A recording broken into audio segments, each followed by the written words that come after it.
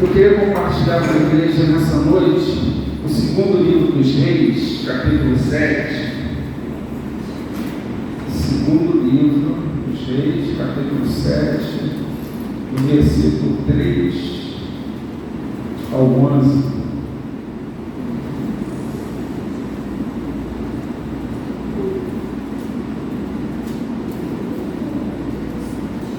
Segundo dos Reis 7, capítulo 7, versículo 3 em diante, tá? Vou ler devagarzinho enquanto vocês vão se conectar.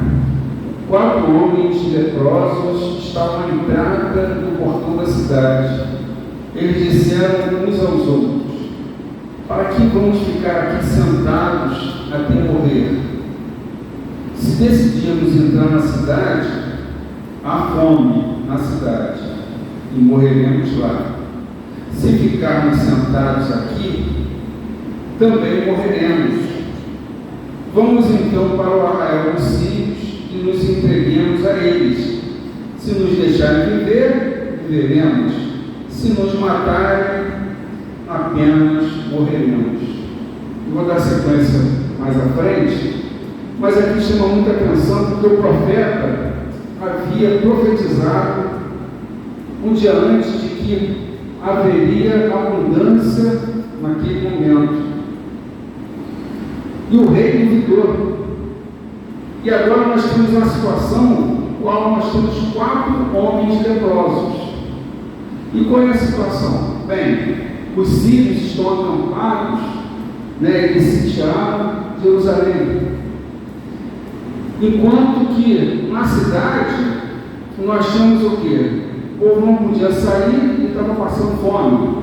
Eles comiam cabeça de jumento, comiam esterco de pombo. Inclusive uma das mulheres combinou com a outra para matar o próprio filho, de cada uma. Enfim, vocês imaginam como estava, se deparando com aquela situação do povo de Deus. Mas decorrente do quê? Exatamente da desobediência. E o profeta, agora ele faz o quê? Ele fala para eles o seguinte: o profeta Eliseu: olha, haverá abundância, porque Deus ia mudar todo aquele quadro. E agora eu queria colocar na situação o quê?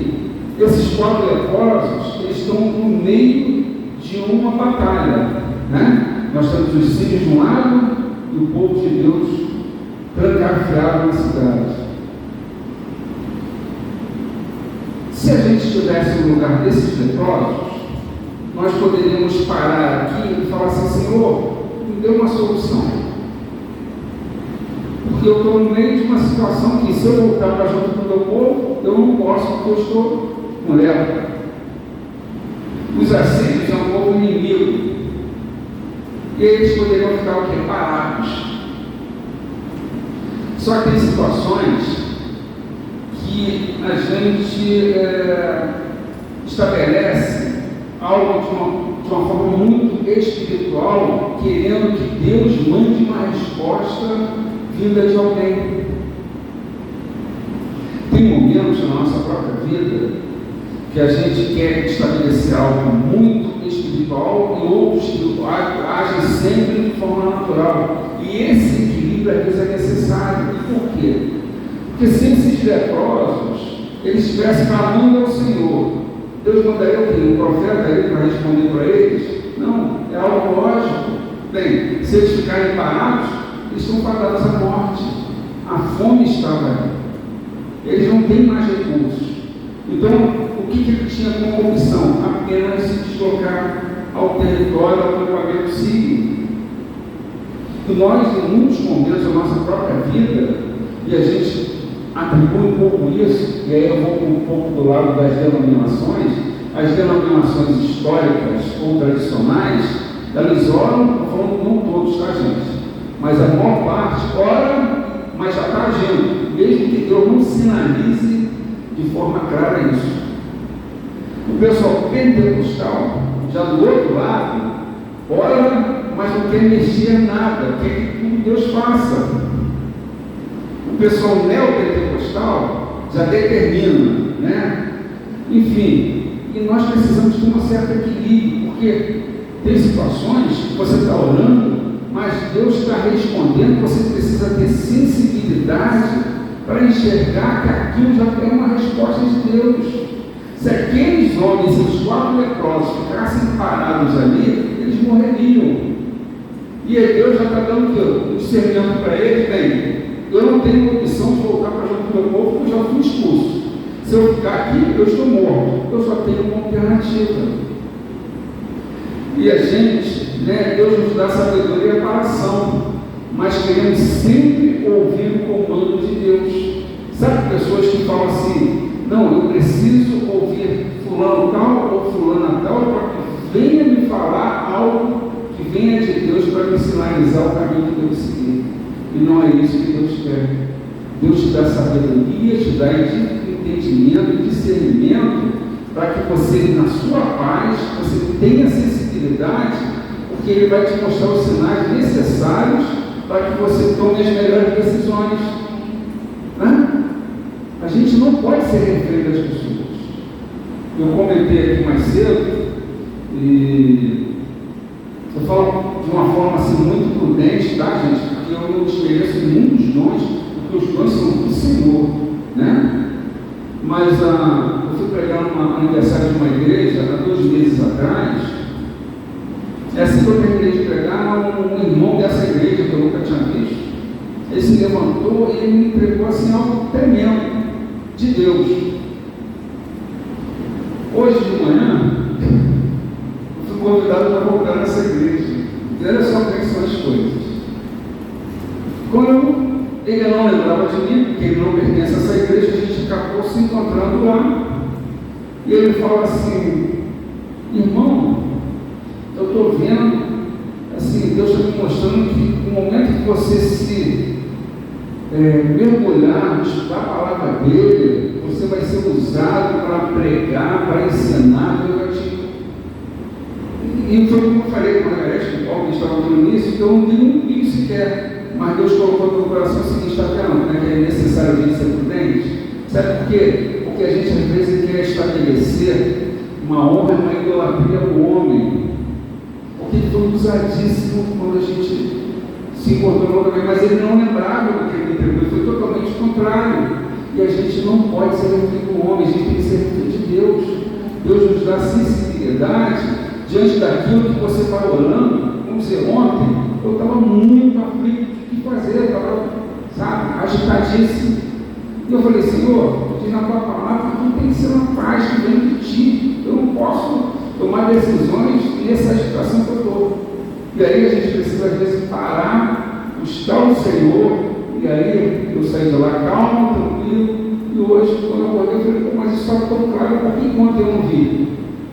Porque o Espírito Santo de Deus, que aqui em cada um de nós, ele acaba te direcionando no que você tem como as melhores decisões. Mas em muitos momentos a gente vai nessa ansiedade e a gente ou estabelece como Deus deve responder, Principalmente tem pessoas que às vezes se tornam até guru de outras pessoas. E eu tento falar muito sobre isso, Eu tenho uma amiga minha que eu falo para ela agora, misericórdia, Deus não quer isso. Eu vou tomar uma decisão, eu tenho que ligar para a pastora tal, eu tenho que fazer isso, eu tenho que ligar para meu Deus. E a gente acaba estabelecendo deuses na nossa própria vida, tomando o lugar daquele que é o Todo-Poderoso, que é o teu dono, que é o Senhor da tua própria vida, E Ele, o Espírito Santo, conforme você vai orando, vai buscando, Deus vai te dando direção nas melhores decisões, sabe, Carlos? Nada foge ao controle dele. E a gente às vezes pensa que Deus está fora, As coisas saem do controle dele. A gente estava conversando antes sobre a questão do Brasil. Tanta gente aflita, meu Deus ficou velhinho, coitado. Ele está lá sem poder nenhum, sabe tudo nas mãos dele, sabe, Paulo? A gente precisa se manifestar, porque quebrar o pau para poder ajudar Deus a fazer, meu Deus, gente.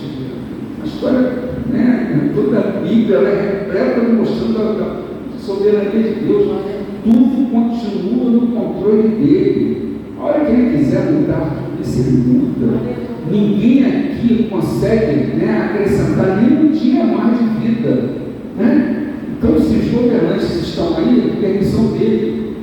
Será que não é para o tratamento? A gente não sabe.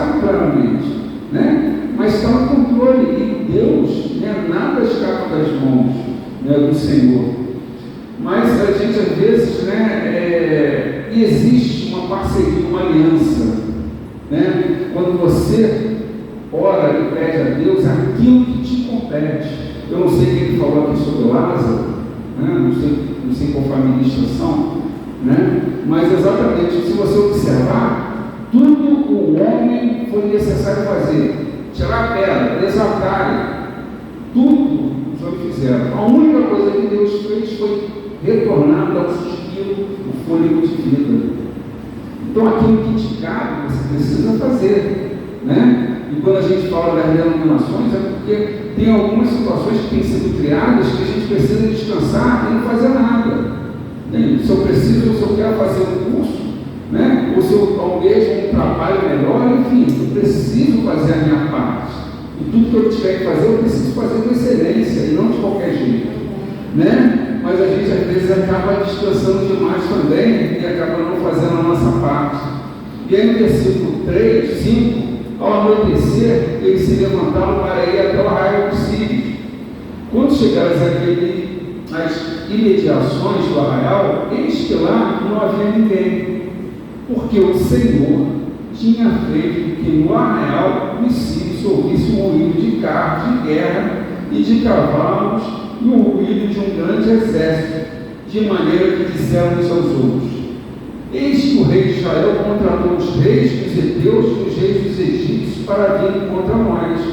Por isso, ao anoitecer, eles se levantaram e fugiram, abandonando as suas tendas, os seus cavalos e os seus jumentos, e deixando o arraial como estava. Fugiram para salvar a sua vida. Assim, quando os leprosos chegaram às imediações do arraial, entraram numa tenda, comeram, beberam, depois levaram dali prata, ouro e roupas. Então se foram e esconderam tudo. Voltaram, entraram em outra tenda e dali também levaram o que havia e esconderam. Então disseram uns aos outros: não é certo o que estamos fazendo. Este dia é um dia de boas novas e nós nos calamos. Se esperarmos até a 1 da manhã, seremos tidos como culpados. Vamos agora mesmo anunciar isto no Palácio Real. Assim eles foram e gritaram para os porteiros da cidade, anunciando o seguinte: fomos ao arraial dos sírios, e de lá não vimos nem ouvimos ninguém. Encontramos apenas os cavalos e os jumentos amarrados, e as tendas como estavam. Então os porteiros gritaram e fizeram anunciar a notícia no interior do Palácio Real. Se nós pararmos para observar, eles tinham todos os motivos necessários para não levar uma mensagem de salvação para aquele povo. Eles já estavam à margem, eles eram leprosos, foram expulsos da cidade, E aí eles decidem o quê? Eles decidem ter o perdão. E a gente tem sido às vezes caluniado, afrontado, mentiras que às vezes vêm contra a nossa própria vida, mas você tem sempre a oportunidade de fazer o que é correto, o que é bom. Mas você é bom, deixa de ser bom. Quantas vezes eu vejo isso? Às vezes calúnia que as vezes lançam, esses dias mesmo, eu falei: não quero saber, deixa na mão do Senhor. Porque se a gente for ficar preso a isso, a gente acaba não vivendo. E a gente vai tomando conhecimento das coisas e teu coração vai ficando entristecido. Tem situações que nós precisamos bloquear nossos ouvidos, para que a gente não venha tomar conhecimento. Você se entristece, e quantas amizades você pode perder, porque você tomou conhecimento de algo que você não sabe nem se é verdade. E a nossa vida tem que ser pautada dessa forma. E Deus não quer isso. Precisamos ter equilíbrio, e a gente sabe que as pessoas vão falhar na nossa própria vida. Nós precisamos perdoar a todo instante, não que a gente fique bobo, não, mas você está simplesmente obedecendo ao Senhor, tirando todo esse peso, toda essa amargura que possa vir parar no teu coração, mas você fica limpo, E Deus não quer isso. E aí eles decidem trazer vida onde a morte já era guardada. Se eles não voltassem para lá, eles não tinham obrigação nenhuma. Mas o fazer o bem, o fazer o que é bom, isso Deus já quer de cada um de nós. Você pode ter tomado volta, você pode várias coisas na tua vida, mas procure fazer o que é bom, porque Deus vai te honrar.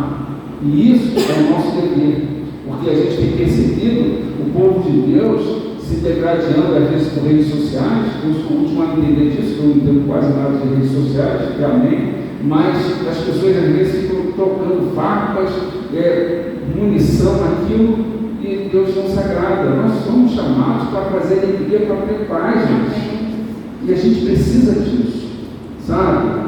E quando fizer algo, não pense na recompensa de alguém, mas se isso agrada ao Senhor, Ele verá tudo aquilo que você tem como recompensa na sua vida.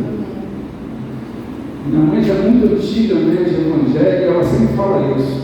Até hoje, já estou com idade avançada, mas até hoje eu não me preocupo com aquilo que fazem contra mim. Eu continuo fazendo o que é bom, e Deus tem me aguardado, tem cada dia mais feito as coisas na minha própria vida. Estava desenganada quando eu tinha 46 anos, agora está com 87. Deus é o dono da vida. Ele muda protocolo, sabe, Marcelo? Ele muda todas as situações que estão descritas pelo homem, porque Ele é Deus e Ele consegue reverter. Cabe a cada um de nós aqui fazer aquilo que agrada ao Senhor, né? E eu fico sempre pensativo nisso. Senhor, o que a gente pode fazer para que venha alegrar o teu coração, né? Porque a gente pedir, Ele já conhece todos os nossos pedidos, sabe? Mas quando a gente faz algo que toca no coração de Deus, que alegra o coração de Deus, é maravilhoso. E eu queria dar sequência agora para vocês no memorial que o Senhor estabeleceu para a nossa vida, que se encontra no 1 Coríntios, no capítulo 11, exatamente porque Ele veio, habitou entre nós, se tornou Filho do Homem, né? Se intitulou como Filho do Homem e cumpriu, né, exatamente o sacrifício. E depois ele estabeleceu: façam isso em memória de mim, tudo aquilo que eu fiz por vocês, né? Toda a dívida existente eu fiquei, mas façam isso em memória de mim, né? Então, 1 Coríntios 11,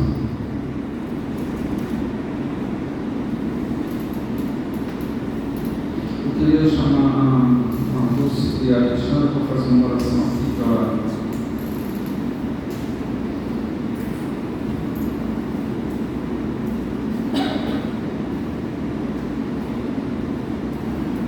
1 Coríntios 11, a partir do versículo 23. Porque eu recebi do Senhor o que também lhes entreguei, que o Senhor Jesus, na noite que foi traído, pegou um pão e, tendo dado graças, o partiu e disse: isto é o meu corpo que é dado por vós, façam isto em memória de mim. Do mesmo modo, depois da ceia, pegou também o cálice, dizendo: este cálice é a nova aliança no meu sangue. Façam isto todas as vezes que beberem, em memória de mim. Porque todas as vezes que comerem este pão e beberem o cálice, vocês anunciam a morte do Senhor até que Ele venha. Por isso que aquele que comer o pão ou beber do cálice do Senhor indignamente será réu do corpo e do sangue do Senhor. Cada um examine a si mesmo e assim come o pão e beba do cálice. Então, vamos orar pelos inimigos.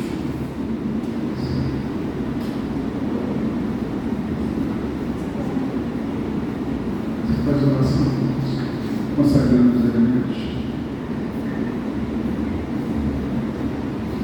Senhor nosso Pai, graças te damos, Senhor, muito obrigada por mais esse encontro. Pai, aqui em Sua presença, nós te pedimos perdão pelos nossos pecados. Pedimos perdão por tudo aquilo que vem à nossa mente neste momento, ou aquilo que a gente possa nem estar lembrando, Senhor, mas o Senhor conhece o coração de cada um de nós. Então, aqui, em memória de Ti, Senhor, nós consagramos a Ti toda a nossa vida, toda a nossa família, tudo que nós dizemos que pertence a nós, mas na verdade é tudo Teu, Senhor. Em nome de Jesus, nós entregamos nossas vidas em Tuas mãos e aqui estamos para fazer tudo em memória de Ti, Senhor. Em nome de Jesus. Amém. Então, a Alexandre vai entregando os elementos. Vamos louvar o hino da harpa, capítulo 39, Alvo Mais Canete. Nós não temos ele agora, né? Mas se alguém conhecer, me ajudar a cantar, acho que Maria não conhece, né?